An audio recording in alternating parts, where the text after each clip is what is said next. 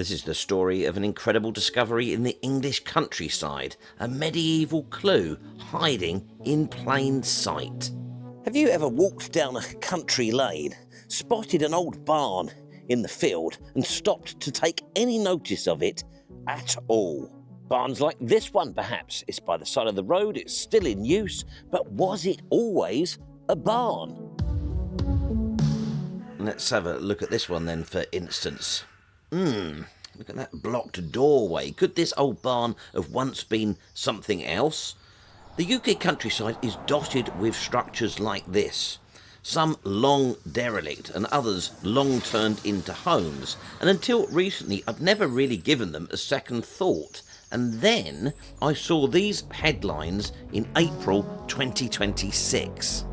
An old barn recently rescued, restored and awarded an ultra-rare Grade 2 star listing that less than 6% of listed properties in the UK enjoy, because incredibly it has only been recognised in the last few years that this tumbled-down barn in a field had started life as a high-status medieval building with heated first floor and toilet en suite. How could it have been missed in the 21st century? And deliciously, for an amateur, the experts were stumped about what it had been. I just had to see this thing and to share it with you lot. And I need to visit this as well in order to extend the ad revenue generating runtime of this video and to see if it could help us at all in understanding Henry's castle. Deep in beautiful countryside, I knew I would have to crunch the miles. Whew, exhausting work, but somebody's got to do it. You lot won't. And I'd inevitably have to include some style-crossing cliches too. But there's a marvellous tale of discovery here. Can you lot solve what the experts cannot? And is there a lesson here? Do we need to take another look to our oldest barns?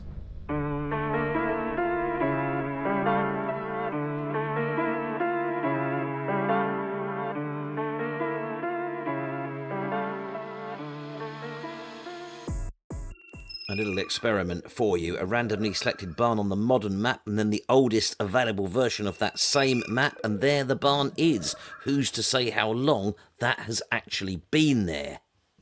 Okay, it's just over there, but before I do the big reveal, let's take a look at Google. Right, so this is the most recent available image of Henry's castle, September 2024, and as you can see it is under scaffolding at that point. So let's have a look, see if we've got any other dates. Just the one, March 2009, and there it is. So that's what Henry's castle looked like long before the restoration, and you can really see the mound there that it is sat on. The moment of big reveal. This is what it looks like now.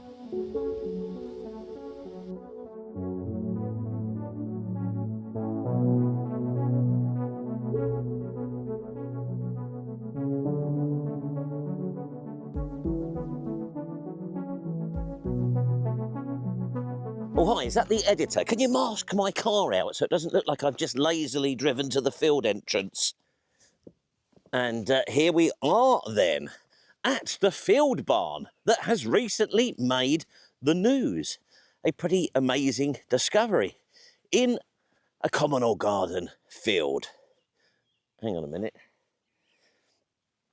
And it is misleadingly known as Henry's Castle.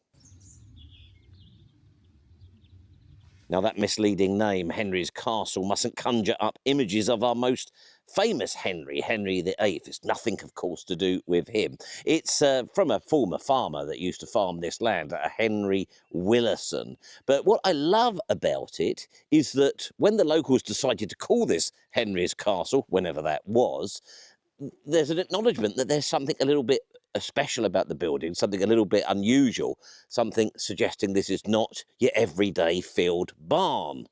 Now, it was just a few years ago that somebody stopped and had a look at the barn. It was in a parlour state. It had ceased to be used as a farm building, and they noticed certain sort of high status features. And subsequently, in 2023, Green Lane Archaeology were commissioned to do a full report. And that report concluded what had previously been suspected. This building contained high status features. Hang on a minute, I'm on the way. It's quite a steep hill. High status features like this. Do you know what that is? It's a garderobe. You know what that's for, don't you? So it's a first floor toilet. And then also they noted this. I think this is the corbelled first floor chimney. So on the first floor of this building, when originally built, they are original features, it was heated and it had a latrine. And latrines are one of the reasons that I generally steer clear of the late medieval. It all seems to be about latrine sort of based humour, doesn't it? The other high status aspect of the building was the roof. Really fine late medieval carpentry, mortise and tenon joints, that sort of thing. Basically way beyond what you would do on a simple filled barn. So the idea was that when originally constructed, you had sort of accommodation on the first floor. You've got your toilet, you've got your fire, and then the ground floor would have been for holding stock. The animals would have been on the ground floor. And that's led some to speculate that this is a Bastille house. However, we are a long way south, really, of the border country between England and Scotland, where you see those defensive structures. And the experts say that the walls of this aren't sort of thick enough for that either. More walking, seriously, the miles I put in for this channel. And the reason I'm doing that is because although they've dismissed the Bastille House idea, we do have fortified properties in this part of the country. Take a look at this one, for instance. Seriously defended manor house there, eventually scuppered in the English Civil War.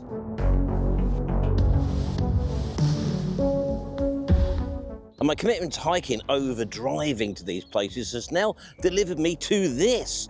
Take a look at this, a peel tower. Sorry, you'll excuse me, I'm nuts about football, as you know. A peel tower. This one is called Arnside Tower.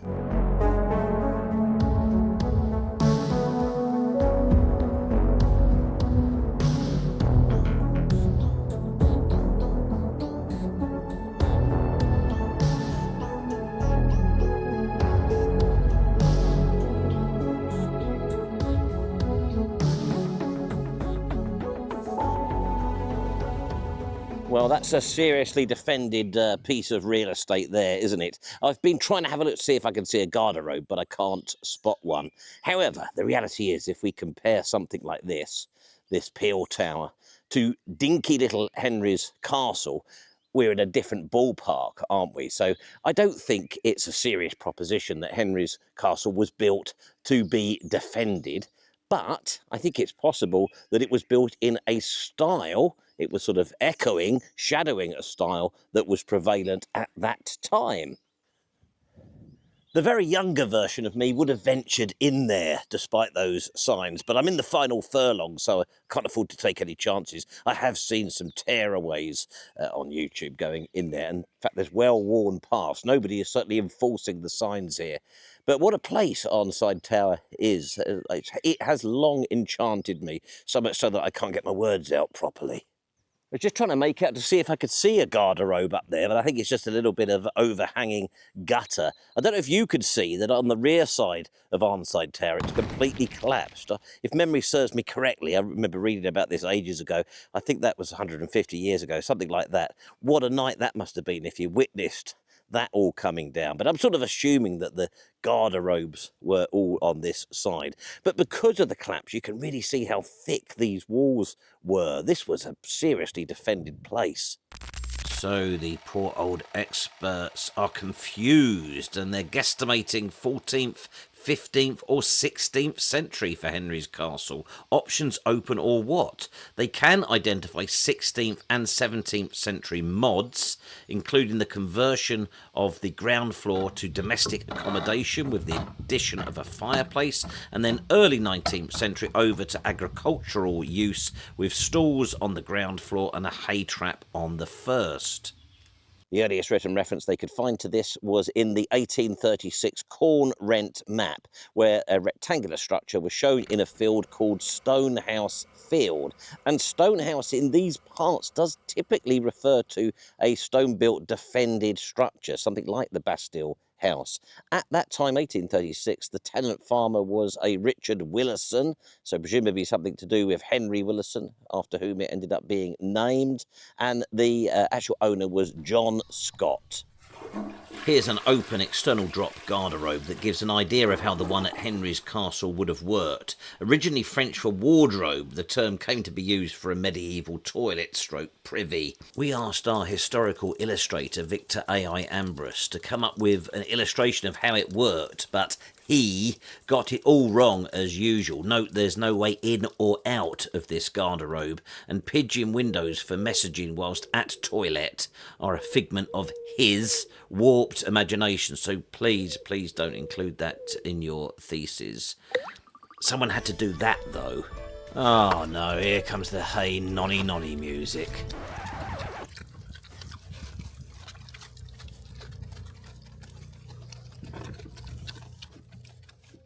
There once was a Tullythwaite Hall nearby, demolished in the 16th century, and I suspect this building was a hunting lodge to that, a place to refresh during a busy day of the mindless violence so beloved of the landed gentry throughout all time. That's my thoughts, but you may have others. Anyway, whatever the truth is about this enigmatic and wonderful little survivor, I think it's marvellous that in this day and age they managed to find the money to carry out these works. Authentic Westmoreland slate on the roof and lime-washed walls. Really great to see that. It seems that they've left that ground floor as it finally was in its last stage as a field barn with some timber cattle stalls and a concrete floor. Well, I don't know about you, but I think it's rather marvellous that here we are over a quarter of a way into the space age 21st century. It was meant to be space age, wasn't it? And here we are, things like this are coming to light and being discovered. So it acts as a lesson to us all to get out and walk the field paths and check the barns to see what we can find. Now, unfortunately, we can't use the term barn find because that has already been appropriated by the locators of pristine Morris miners.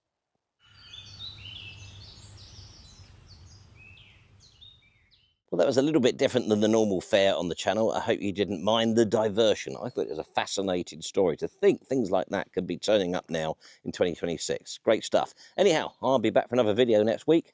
See you then.